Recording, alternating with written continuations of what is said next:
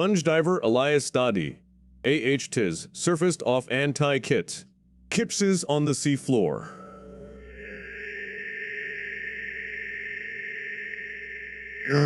There were no bodies, only a Roman-era shipwreck scattered with statues, coins, and glass, sunk for nearly 2,000 years. Divers spent months hauling up treasure in primitive suits. One died, 2 were paralyzed by the bends. Among the crates shipped to Athens sat a shapeless lump of corroded bronze, set aside and ignored.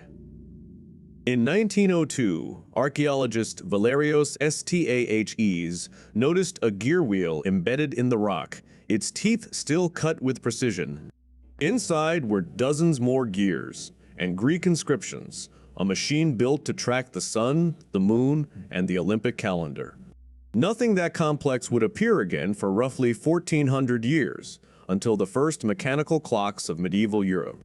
Researchers are still scanning it, arguing over exactly what its dials once predicted. A lump nearly thrown out held the oldest known analog computer. What would its makers think, knowing how long it took the rest of us to catch up?